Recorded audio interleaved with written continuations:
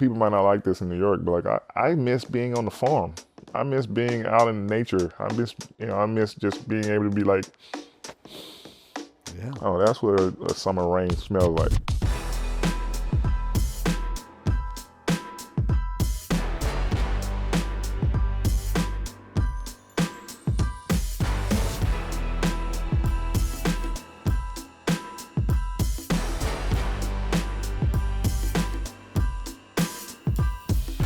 Welcome to Game Recognizes Game.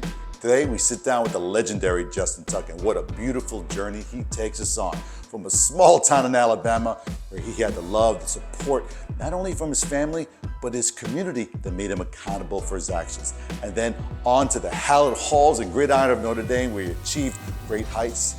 And then on to greatness in the NFL, most of his career with the New York Giants, and 2 Super Bowl wins. And guess what? Tom Brady still has nightmares about both those games.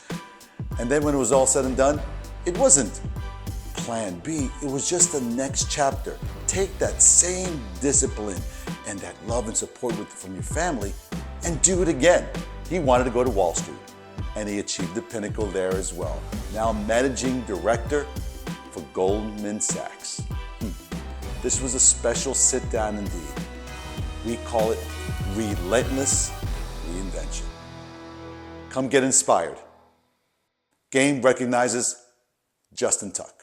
The seeds of greatness, well, they're planted at a very young age.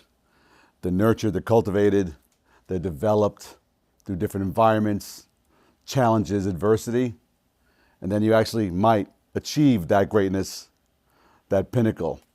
And then you just go along for the ride. But at some point, that ride ends.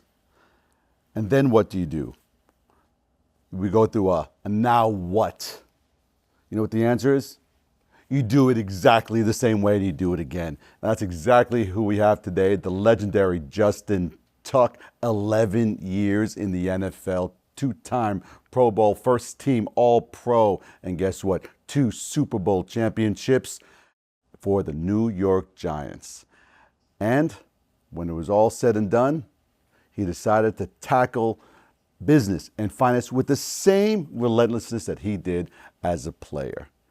Working now as managing director for Goldman Sachs. It is my sincere honor, my friend. Thank you for being here, my friend, Justin Tuck. Marty, what's going on, brother? Thanks for having me. Absolutely, please. And with that bio, if I need to send a check in the mail, let me know. That's the address for you. No retainer needed, my friend. It's well deserved, and I was pretty honored to just memorize that, man. It was like, wow, each line. So I love talking about those seeds, man. Those seeds of greatness. When it starts when we're shorties. Kellyton, Alabama. Am I saying it right? Close. Close? Close. I can tell you haven't spent a lot of time in Alabama. We don't pronounce it or enunciate as well as you did. It's just Kellyton. Exactly. Exactly. There you go. See? There you go. Kellyton. I heard there might be more people here at the top of the Ritz-Carlton Nomad at NOBULL. There might be people more in the building right now than live in Kellyton, Alabama. Well, right now, because we shut the place down to film this, but in a normal setting in here, absolutely. I think the last census, we were around 200 people from where I'm from. I would venture to say that I probably have personal relationships with about 90% of those 200 people. That's fantastic. But it's again, you talk about seeds, man. It's a great way to grow up, great way to see kind of like a community come together and really surround the people in that community. And no matter what you were doing, as long as you're doing something positive, you had so many people that were rooting for you and cheering you on and really just, showing kind of like the footprints in the sand of the direction in which you wanted to go or you probably need to go to be successful. So, yeah. I mean, I wouldn't change it for the world. You said as long as you're doing something positive, but if you're doing something negative, you find out about that opposite. too. It's completely opposite, right? I remember like as a kid, I don't know. I say this is a blessing, but I don't know if it is or not. I had 11 houses in a row of Tucks. So uncle, aunt, cousin. On the same road. On the same road. So like if you did something wrong at like, let's say house 11, and let's say my house was house number 3 of those houses, you had 8 houses to walk past before you got to your own mom and dad's house. And like, I don't know why, but like every house knew that you did something stupid, or you Way did before something you bad. got home. Yeah, so you just you catch your grandmother or your granddad or one of your uncles hearing about it, and they're so disappointed with you. You either got your butt whooped there, or like a lecture there. Yeah. Then the next, so like by the time I got home, I'm like, I've already paid for this. Like, can we just move on? Can we? You played both sides of the ball in high school, Yep. right? And so, what point did you I'm going to stick with defense? And I went to Notre Dame, and in camp I was playing DN and tight end, and at Notre Dame, tight end. Yeah, no kidding. yeah. And it's funny because my defensive line coach, but he was defensive coordinator, and he came to me. He goes, "Hey, you want to make a lot of money?" I was like, "Yeah." He goes, The line goes down. he showed me at the time. He showed me the highest 5 paid defensive linemen in the NFL and the highest paid tight ends in the NFL. It was a lot difference in the mean of those salaries. So it kind of pushed me to say he wasn't saying it from the perspective of, hey, this is your best chance to make money. He was saying it from the perspective of, if you focus on one of these two, right? Because we see it from Travis Hunter this year, just like there's not a lot of athletes who have the ability to play both. That's right. And that's such a phenomenal, We still don't know if he will play both, right? Same. Yeah. But even in college, doing it in the level in which he did it, right? But I just knew after that, I kind of said to myself, I give myself a better opportunity, right? If I was going to focus on one. Did I believe I had the athletic ability to do both? Sure. But, again, this is a numbers game. It's a game of probability, and the probability of me being able to have the career that you just talked about in the NFL as a one, position athlete was vastly greater than that of trying to do both. And plus, in my brain, I definitely wanted to play defense more than I wanted to play offense. It's just, that's more my, personality, my mentality about the sport. But again, I have no complaints about it. It worked out. It worked out pretty great. Well, before we go to Notre Dame, man, become a Fighting Irish. And today is St. Patty's Day, so happy St. Patty's Day, man. We're green. Well, the green. I actually forgot. Yeah. You are a young man with great skills out of Alabama. You only got 2 choices in Alabama, right? We're going to roll Tide or we're going to be a Tiger. Yeah. Right? Yeah. And you did neither. Yeah. How do we get from Alabama, because I'm sure you had conversations with both of those coaches. Yeah. You ended up in Notre Dame. How does that happen? I mean, I would call it a snowball effect, and I use snow for a reason. Because if you ever been to South Bend, Indiana, there's a lot of snow there in the winter. Snowball effect. They pile it up pretty high up there. Yeah. So it's funny. My recruiting visit, December 7th, '99 was the year I went up there, and for the first time. And I knew it snowed up there, but I didn't know it snowed that much. And then I didn't know what they did with the snow. I don't know what I was thinking. What I was seeing, these mounds of snow, and I'm talking about. It seemed like they were 20 feet high, if not higher, of snow. And I'm like, it snowed that much? And I didn't know there was accumulation of them, moving the snow up top. Right. I was just like, oh my God, I was so naive. But anyway, Alabama, I grew up a Tide fan, still to this day a Tide fan in some regards, right? I still root for that university. Me and my wife, have an endowed scholarship there. Okay. A lot of people around my area, go there, and it's an opportunity for us to give back to our area, to get kids in school and help pay for the cost associated with that. Grew up a Tide fan, man. My grandfather and my brother's wife, so my sister-in-law, the only Auburn fans in our family that we count. Hold on, are they allowed to sit at the Thanksgiving table? That's not true. My best friend and cousin Chauncey is an Auburn fan too, but I just tend to forget that part of his. But those 3, out of all the people I know in that area, are the only 3 that I would consider, diehard Auburn fans. Everybody else, from my family perspective, is Tide fans. But from a recruiting standpoint, Alabama was on probation. Auburn was close, but at the end of it, I just felt like I didn't necessarily want to go to a school that's 30 minutes away, where I'm basically in my 13th year of school, an elevated high school. For me personally, from the perspective of everybody I knew was right down the road. Right. I could 30 minutes is down the road in Alabama. Yeah, and that, I mean, from Alabama, 30 minutes is 30 minutes. It's like no traffic. If I tell you I'm going to be there in 30 minutes, I don't have to worry about the West Side Highway or 95 across Bronx. No, none of that. So I guess I wanted to branch out, but Notre Dame, it came in very early on accident, by the way, recruited me on accident, went to the wrong high school. And then when I went to the campus, man, I just fell in love with. The scouts went to the wrong high school? Went to the wrong high school. Yeah. Wow, that's a story right there. Tell us about that. Central, at the time, there was 3 high schools in the state named Central, and they ended up going to the wrong one.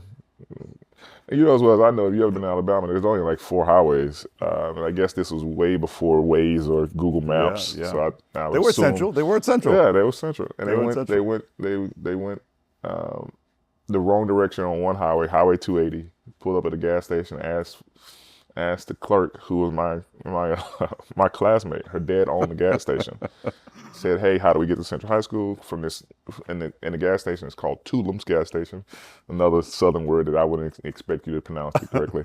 She was like, "Yeah, Central High School. You can see the lights from a gas station. You can see the football lights." She was like, "If you just wait a few seconds, because as well as I know, there at 6:55, everything shuts down."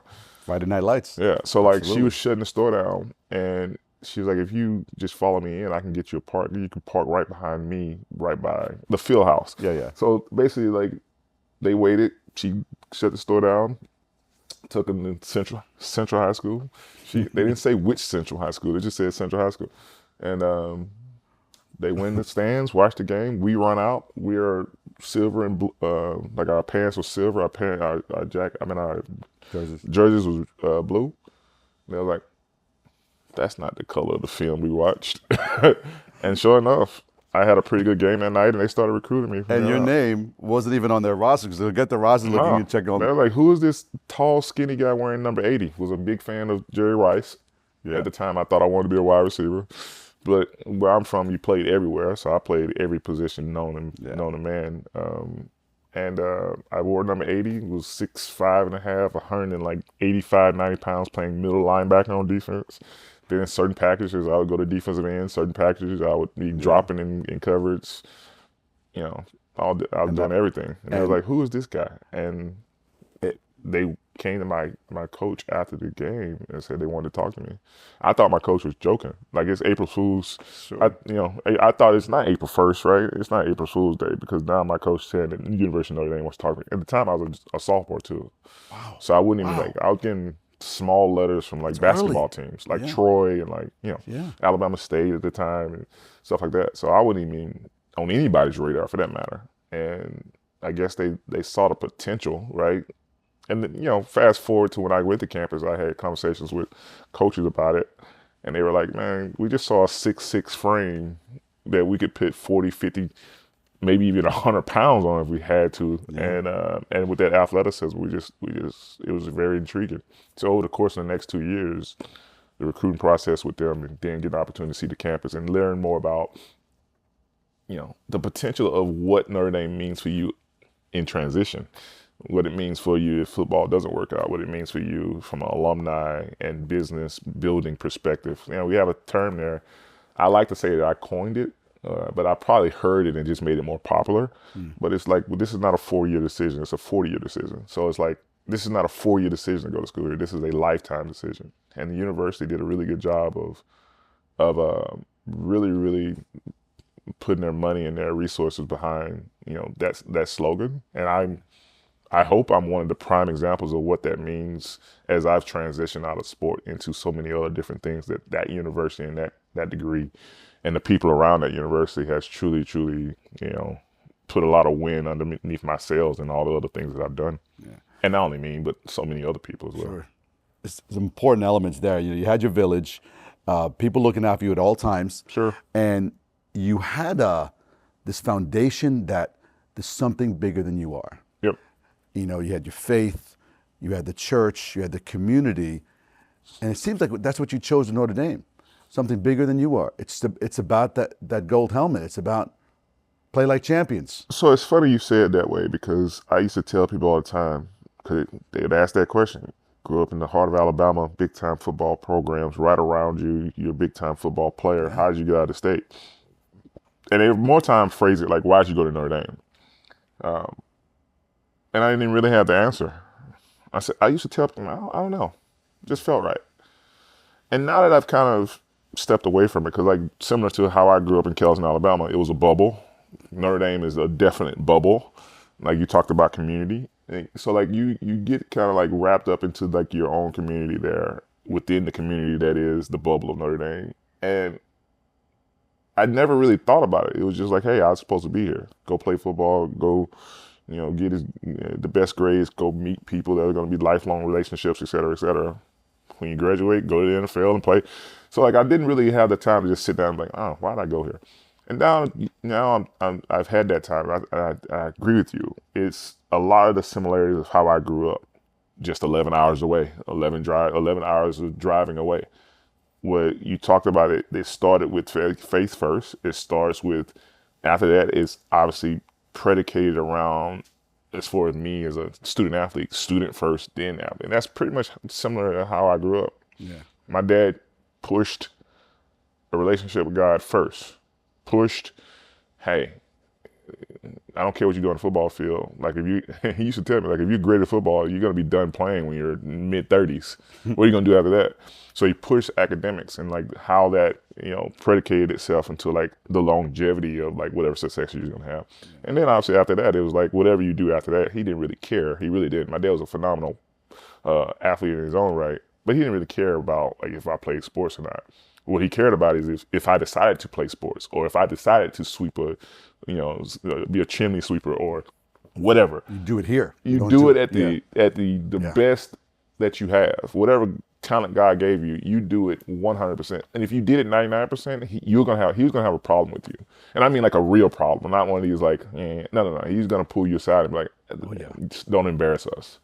That's right. Like my dad didn't care about the New York Giants in the front. He cared about the tuck in the back. And it wasn't this selfish like promoting tuck in the back. No, it's like that's what you represent. That's right. And if you represent that the right way, then everything else is represented the right way. Yeah. With my sons, we talk. I coach them, in some youth sports, and whether it's them or my players on my team, I say to them, I don't care about the score. I don't care about your record. Yeah. All I care about is the effort. Yeah. All I care about, because that's what you leave here with, is how you felt about that effort, and those seeds, back to that concept, and your dad giving you those seeds, is that you're going to put your best foot forward with whatever. I will support you with whatever you decide to do, but you're going to do your absolute best, because that's all it counts, because you do that and everything kind of takes care of itself, right? 100%. And you did that at Notre Dame, got your degree. You decided to enter the NFL draft in 2005, but your stock went down a little bit from first to third. Yeah. And it was a little surprising, right? It was surprising. Tell me about it. Exactly. But Yeah.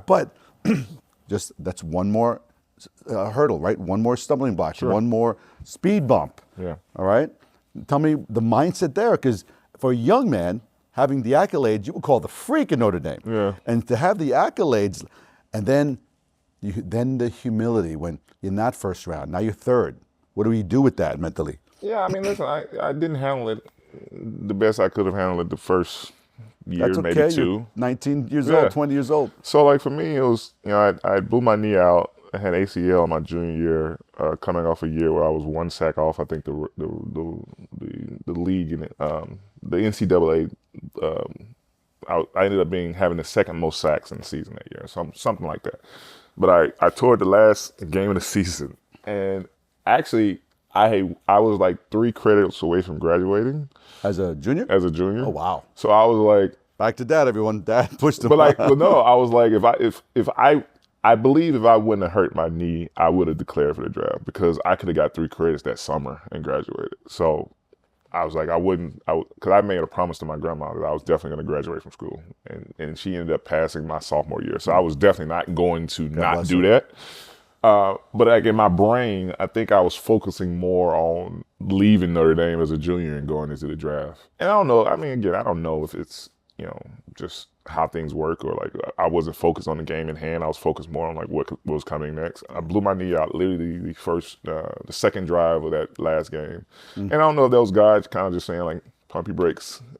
And And at the time, you think about it like from that perspective, you think about it as a negative, obviously. Like, but I think in the long run, it was one of the best things that could happen to me because it really, really made me kind of step back, focus on what was important, focus on my relationships, not only with God, but just at the time, my girlfriend, now my wife. I got closer to her during this whole process. Because that was the first time in my life where I had a real, stumbling block. Everything else had been like, just like a plane taking off, right? Yeah. So, when that happened, I tried my best to like rehab it as fast, as quickly as possible. My impatience probably got the best of me, and I came back earlier than I should. Developed like tendonitis in my knee, and that's why I went from a first to third round pick. For those people who've went through the process of getting drafted by anything, right? They're looking for perfection and the closest thing to it, and at that moment in time, sure. Right? Yeah. So not like the if year you before, not the yeah. So like when they can point to, hey, this kid grades out as a 99 and this kid grades out as a 98.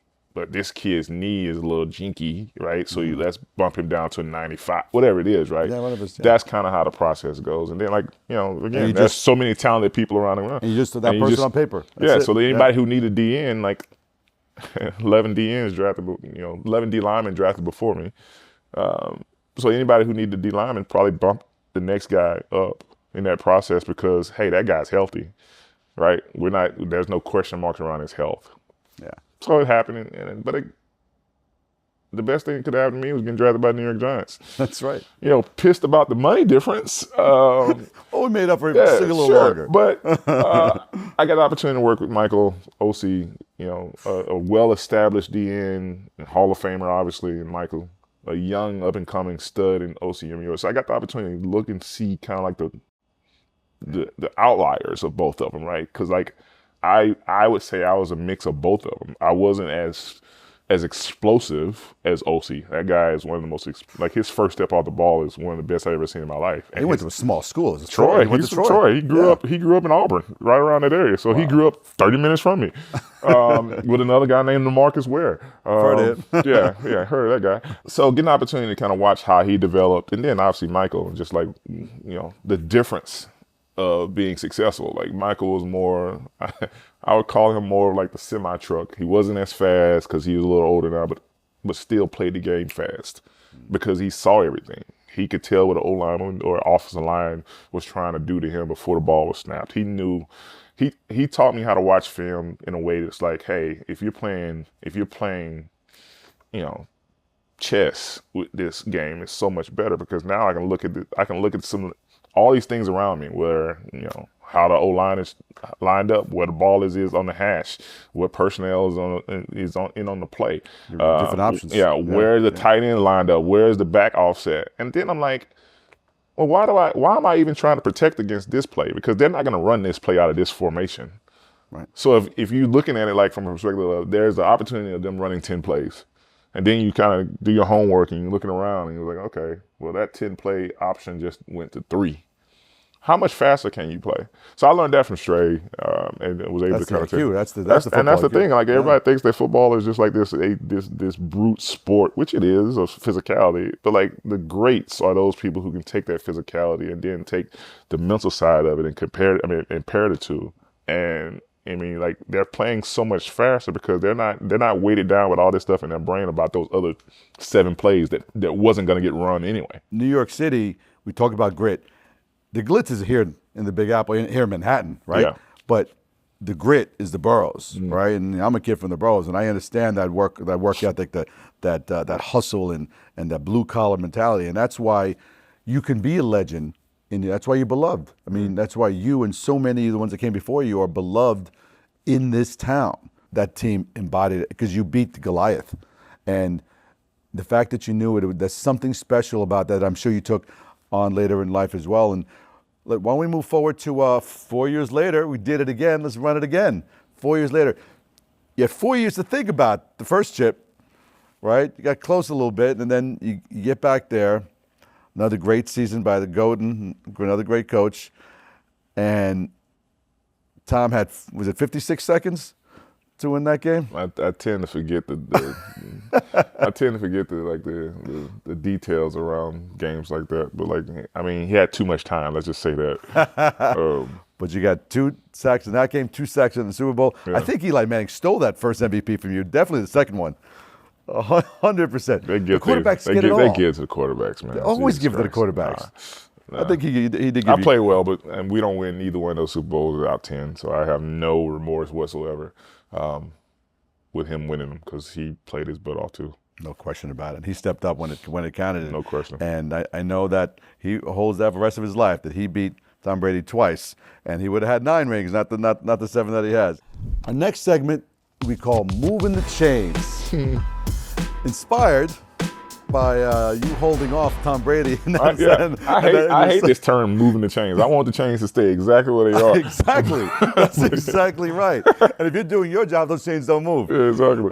If you move the chains enough every day, or in a game for that matter, you do that enough times, you're having a good day. Yeah. You're having a really good day. So a Moving the Chains segment sponsored by NOBULL, an athletic footwear brand, dedicated to helping people achieve their physical, mental, and emotional strength.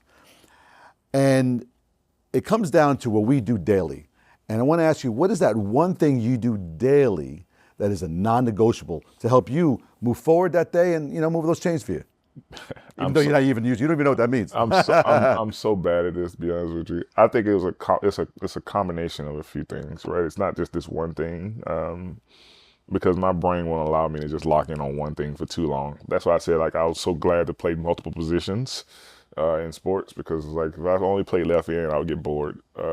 So I would just say combination of, I definitely have a coffee, water first. Okay. Coffee that kind of sets my day, and then after that, it's if I'm in town, I have to take my kids to school.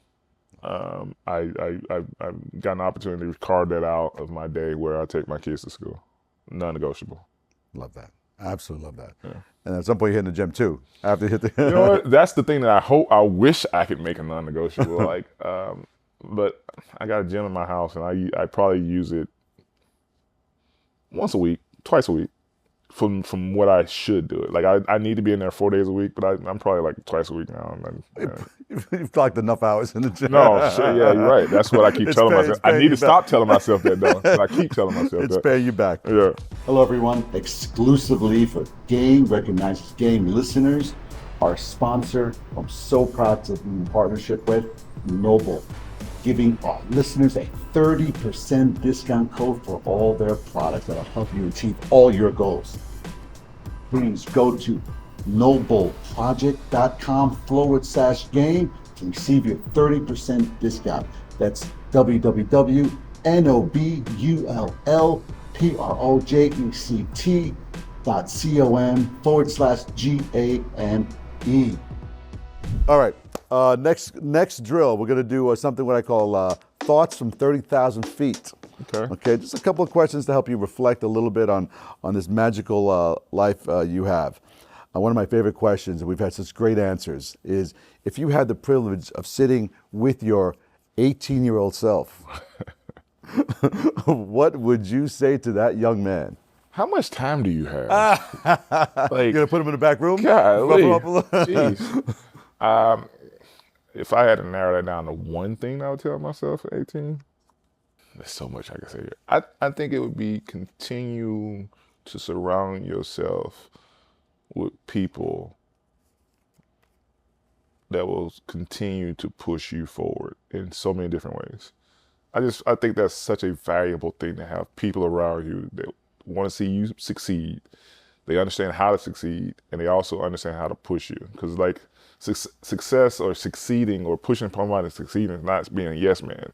People that challenge you, people that are smart enough to push you on your opinions and your thoughts, and et cetera, et cetera. Continue to surround yourself with people like that. Yeah. And that's going to continue to push you forward. In every stage of life. In every stage of life. I mean, I don't know about your grandmother. My grandmother always say, show me your friends and I'll tell you who you are.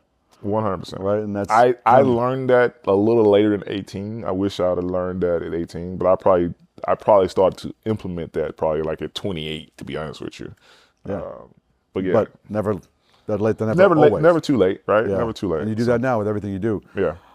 How about, has the definition of success changed as you got older? Because 100%. Tell me a little bit about that. 100%. When I was younger, success was, as many sacks or as good as I could play on a football field. Success was how much money I had. Success was, can I fly private planes and be on just stupid stuff. Stupid stuff. Now success is, how do I get the opportunity to pour into people? Right, there's a meme. There's a picture on Instagram or wherever it was of a father and a son, and it was like the father had all these squares taken out of him, and the son had all these empty spots, and the squares was going into the son. And as the father was like being emptied, basically, it was filling up the son. That's kind of how I try to live my life, right? That's the definition of success. No matter who I come in contact with, how do I lead that person better, right? And I'm not looking to gain anything from anybody anymore.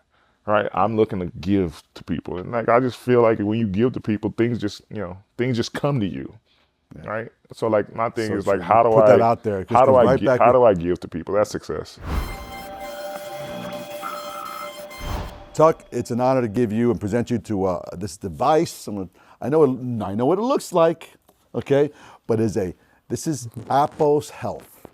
Wow. A foot-worn medical device. Why is it so special? Well, it's custom made to you, and it's designed to help engage the muscles that you need for both strength, stability, and confidence for folks with knee pain and back pain. As you know, having multiple injuries, when you have chronic inflammation, muscles stop firing. The ones you need stop firing. Sure.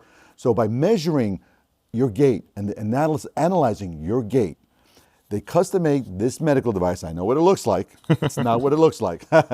And it customizes to you, so every time your heel hits the ground, the muscles you need for support and stability and ultimately confidence start to fire. And even better, you only have to wear it up to 1 hour a day, and that's it. Okay? It's almost like you sprinkle it in amongst your regular workouts, and after 150,000 patients, it absolutely works and really is a game changer for folks with that hovering total knee or back surgery. So you, my friend, get a pair of these AposHealth device, and we're gonna come to your house and measure you and custom fit for you. It's pretty neat. Isn't that cool? And very needed in my life. And you don't even have to work out. I just wear them for about an hour a day. And it really works, and that's why I'm absolutely proud to endorse them, because the research is in there. Over 20 years and 150,000 patients later, this thing really, really works. I mean, I gotta buy these for my kids too. Let's talk about those relationships, because you were such a giant, no pun intended, within the New York Giants, and even when you were honored in the Ring of Honor, and they hung your jersey up there and into the rafters, which the ceremony was for you, and everything you did, and every accolade well deserved. You put everything on that field. You didn't talk about I, you talked about we. And it was touching. It was a touching moment, because that ceremony was for you. But you talked about we because you knew from those 11 houses, that village, right, to picking Notre Dame.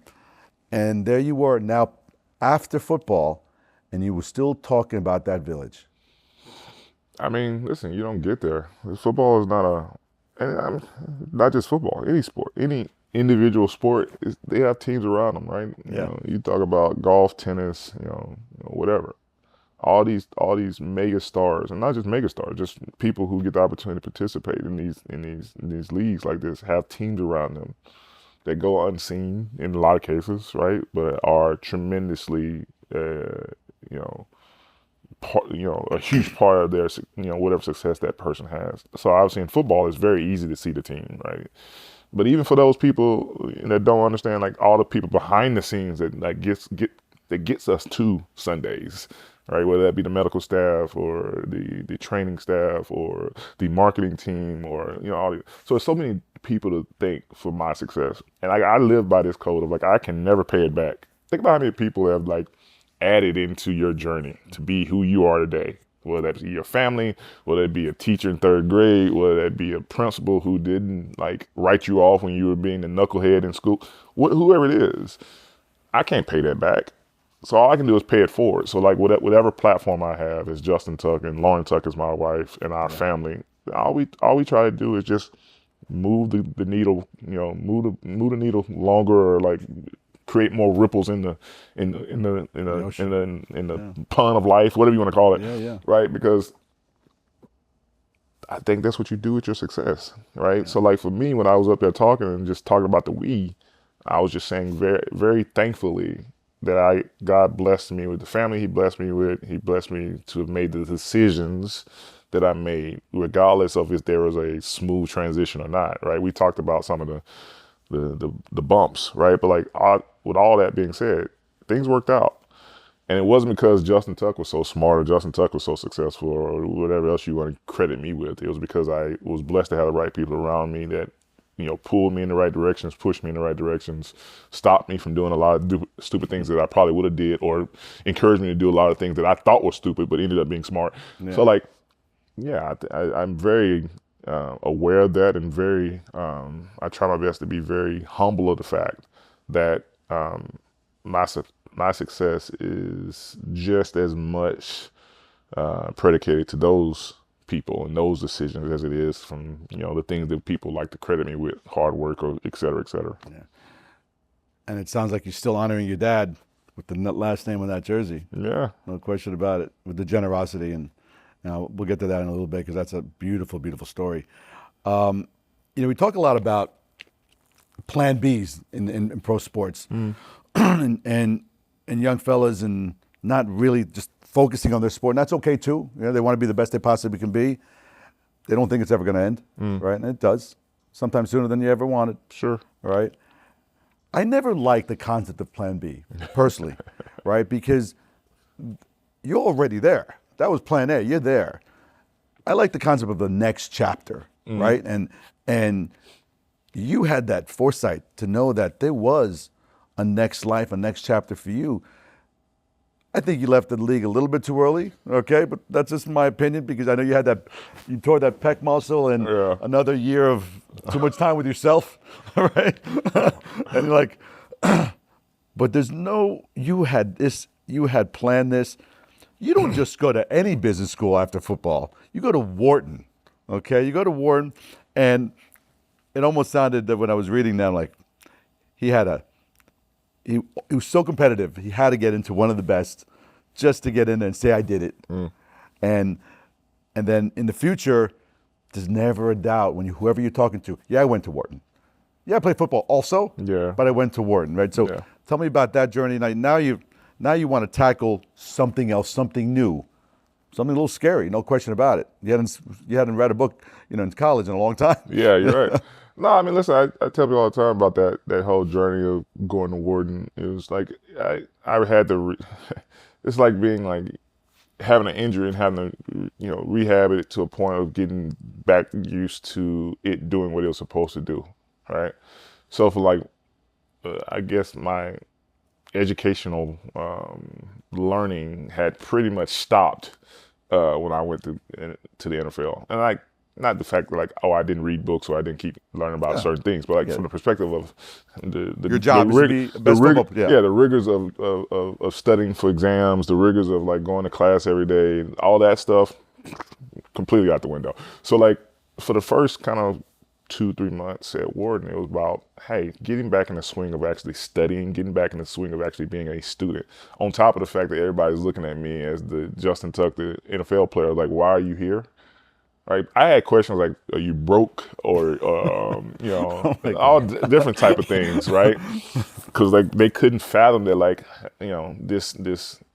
I love this story. This athlete, this, I guess, precedes successful athlete, we're back in school going through this crap that we're going through as 23, 24, 25-year-olds that are trying to build a career. But like the reason why I wanted to go to Wharton is, one, it was the #1 business school in the world. Two, I knew, from your point, I knew that like for what I wanted to do, the initial conversations was going to be like, I want to talk to Justin. He's a phenomenal football player. But like I knew that like if I was going to be able to transition out of, hey, getting into rooms that most people can't get into, which I do have the ability to do that, transitioning that into like real business relationships, I had to have the credentials behind me. And the credentials in this world wasn't going to be, hey, Justin, you played really, really good in the Super Bowl. Right? The credentials behind me was going to be, one, I'm blessed to work at Goldman Sachs. Two, place like Wharton, Notre Dame. And being able to kind of talk to that. Three, when given the opportunity, you know what you're talking about and you can showcase that you know what you're talking about. That builds the trust. And over time, talking about patience, over time, hopefully people forget that I even played football. Hopefully over time, that comes up as an afterthought. Hey, we just signed this deal to buy your company, blah, blah, blah. Hey, Just, I totally forgot to talk about, like, I grew up watching you as a football player. Oh, yeah, thank you. You must love that.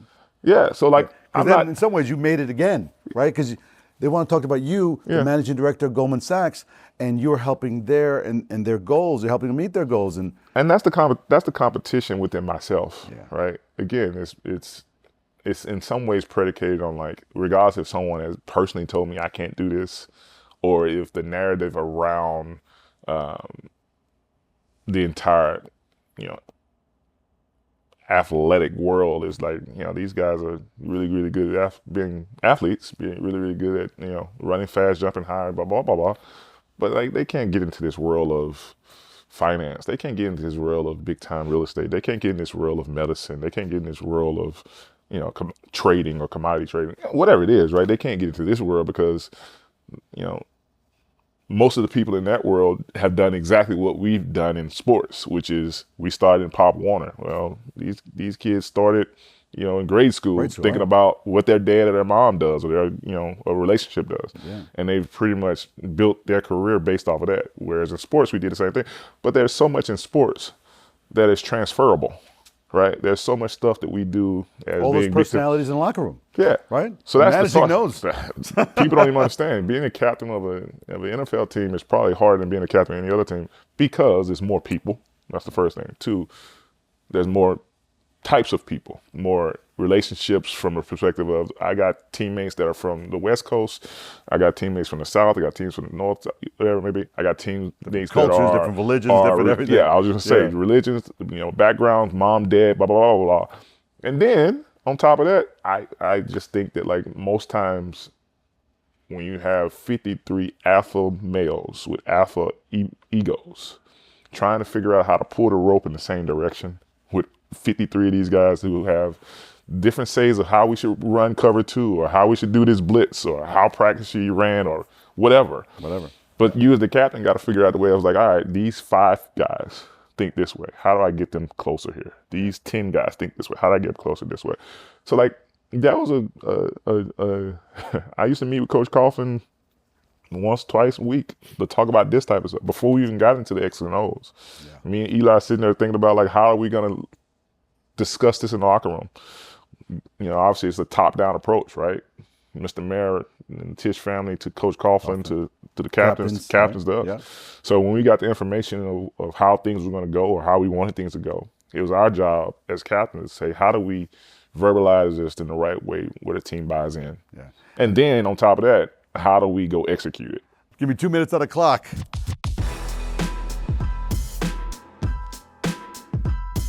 Now we give rapid fire, 1-word answers, some fun stuff. This is what I suck at. I like to give long, detailed answers.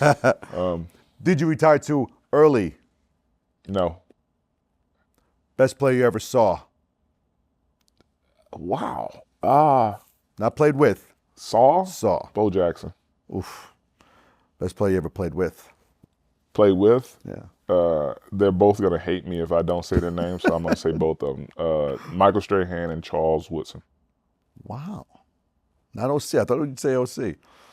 OC's really good, but he's not Michael and he's not Charles. He knows that. That's fair. They know. But OC's the man, though. No question about it. Favorite song? Oh. I listen to everything, man. Attaboy. Me too. Favorite song? My playlist, you think I'm schizophrenic. I would say the song that impacted me the most during my football career was Phil Collins' In the Air Tonight. Doom, doom, doom, doom, doom, doom. But like that's an impossible question, man. I could name 70 favorite songs. I'm with you. I'm with you. That's why we like these focused ones. All right, favorite comfort food? French fries. Where? From where? I had to ask that one. It don't even matter. I make them my own. I rarely have a bad French fry. I think for me, it's Balthazar, duck fat fries for sure. That's fantastic. Good one. All right. Lauren Tuck is better at than you? 99% of the things that I can mention. Outside of sports, she's better. She's better than me. Well played. Well played. Truth. Tuck, it's my absolute honor. I had such a great time, man. This is fantastic. This is good.